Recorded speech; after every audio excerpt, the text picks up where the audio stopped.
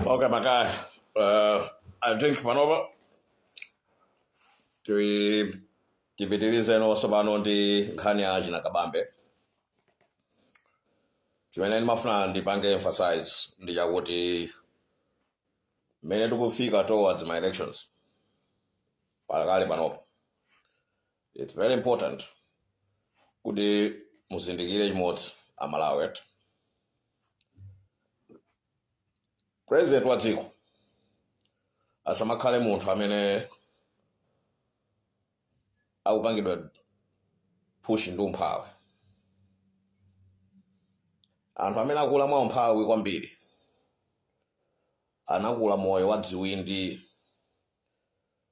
wokuti amapanga lack empathy. Ndi chimene chimapangisa anthu kumalawi kuja azikhala ndi mentality ngati mindset ngati ya Chakwera. Chakwera si munthu wachikondi. Chakwera kumpatsa $2 million ababa kuti tagayira anthu ako, akangosintha 100,000 ndikwagayira azibusa azinzake, because kumene kuja kukula kuzibwera ma blessings, ma testimonials yanchani, but you're not going to share it with the poor. Chimene chimachitika ndi anthu ngati Achina Chakwera chandicho kuti anakula kwambiri ndi moyo wa umphawi. Ndi munthu akakula ndi moyo wa umphawi sumakonda anzako, chikondi chimachepa. Sinanga uli ndi pain, you are traumatized by poverty. Ndezimene zimapangisa anthu ambiri kumaba. They don't understand kuti ndale ndi chani. They think competition yoti tiwine ndale, tiwine president. Ndekuti well, you are given a pass to steal. Si bwino. De muzidi mukapa ngasesa anthu. Muziona kuti kodi munthu amene tikumuona ngati apapa angatithandize kuti sinthira dziko lili ndani. Because akapanga create more opportunities, apanga create more opportunities for everybody. Alias. Kabambe wandisangalatsa because ndampanga understand. Ndikumpanga understand kwambiri. Ndewabweresa Matthews Ntumbuka. Before sinimapanga understand Matthews Ntumbuka. Panopa ndikumpanga support. Ndikumpanga, and I can only urge him kuti apange assist president wake. They should work as a team. Akagwira ntchito remote. Akhale ngati quarterback. Yeah, supporting the lead. Arate mafana wa mvana gwirana bwino. Zijazo the curse of a vice president kumalawi itakuta. Ndekuti Matthews Ntumbuka hoja akhala ndi, you see, chimene chimachitika kwambiri ndiyakuti anthu akakhala ndi position ina amaona ngati amene ali apapayi atha kunchotsapo iwo ndikubwerapo.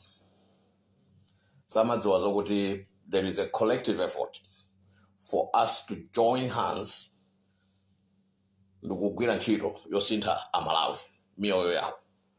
Vuto lalikulu kumalawi ndi zipatala. Vuto lalikulu kumalawi ndi ntchito. Vuto lalikulu kumalawi ndi manyumba. Anthu osauka ukhabe nyumba zozira 2025. Zimene zikanatha. Imene chanakakhala target yathu kuti ayi tithetse. Ndewu mayang'ana dziko lija kuti kodi tili ndi population 18 million people suli anthu ambiri. 8 million people, meaning kuti pamene popo mutha kumenya manyumba kumamidzi kuja. 1 million low cost homes. Mwapanga cover yani southern region. 1 million low cost homes. Mwapanga cover northern region. 1 million low cost homes. Mwapanga cover Lilongwe. Okay? Chaka chilichonse mwapanga manyumba 3 million every year. Mwapanga subcontract.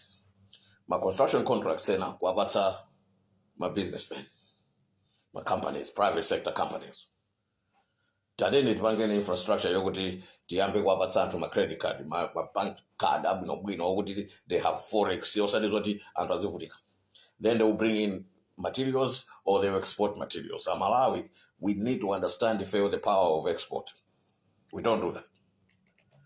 Maona? boma limafunika kumakhala ndi anthu oganiza ngati okuti akudziwa chimene akuchita. Osati pang'ono IMF kupempha ndalama, pang'ono IMF kupempha ndalama. No. Only time manena kuti mwaithamangitsa IMF is when IMF yakupatsani ma conditions amene inuyo mukuona kuti awawo singakwanirisi. Sinakamwaba kwambiri. Ndimati yes, sikufuna IMF. This is the time to say, okay, tigwira ntchito ndi IMF for a year. After that, IMF, we want them out. This year, start from somewhere. Tengani ndalama, ikani ma foundations, infrastructure, housing, telecommunication, engineering, road networks, rail networks, zinthu ngati zimene zichaza. Zimapanga build people, kuyambira employment. Now, kuti aliyese malaya zigwira ntchito, aliyese malawa zilipira songo, aliyese malawa zidziwa udindo wake, kuti this is our country. Muzapanga decentralize more opportunities. Anthu akumpoto azipanga govern kuno bwino oka. Ndikuwapanga liaise, ndikuwapanga raise ma potentials for investment, ndikuwapanga open up market economy. Zinthu zambiri mbiri zimene zimabwera ndi anthu mukapanga empower. Ma district commissioners kuwachotsa search mubweretse provincials. Tabweresa ndi system. Ndene ndikuona ngati zinthu zimene zilangapanga ndachina kabambe. Osati za DVPs, osati za MCPs. Tasiye anthu awawa tinayesera anatha. Chatsala panopa tiyang'ana anthu amene alipo anyuwaniwo. Awawa awiriwo. Tathandizeni. Tipite nawo patsogolo.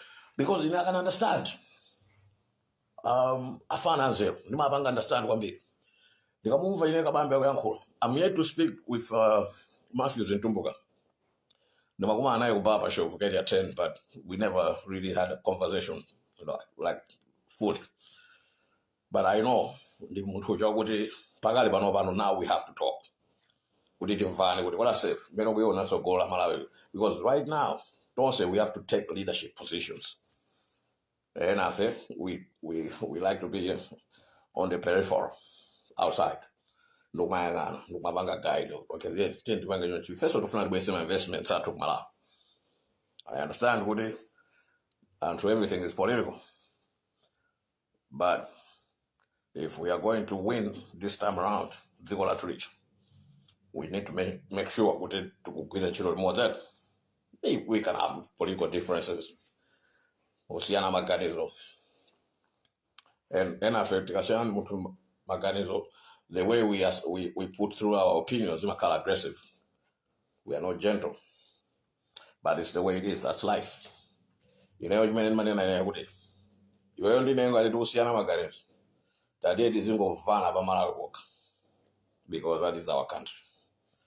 You know. Then I didn't want anybody. I Nagabamba with a challenge. But I have a strong feeling. Kuti Nagabambeo. Ndame to kufuna Bagaliba. And Bagaliba Nova, these are the people that are going to step up for you. And for our Aguila Chito for Malawi. Malawi wina aliyese panopa. Azita kawawu na inakabambe achi. Aziona anthu amene one. Palibe za tribe. Palibe kuti uyu ndi Tumbuka, uyu ndi ndani, uyu ndi awawanda Malawi. Awawande ndi athu eni. Osati zelo ya wakucho. Alomwe mapia. Tumbuka, to. No, ashiwa gule. Nah. That's it. Time is message. Is message. It's not. We're in the new time. Timeline, you know, is a totally different era. Let's make the difference. Let's build a country. We know we have another opportunity right now. Tina yesera ndi bingu. Tika na musia bingu. Kuti sana pedwe. Bwezi ndi badali. Kwa masinanga jintu chabu no chikabwera. Bama kala swa satana attack tena on the side. Ukubangirana destroy sinanga ba anthu ena kumana kuti amangopanga survive akamalibera dziko lichi.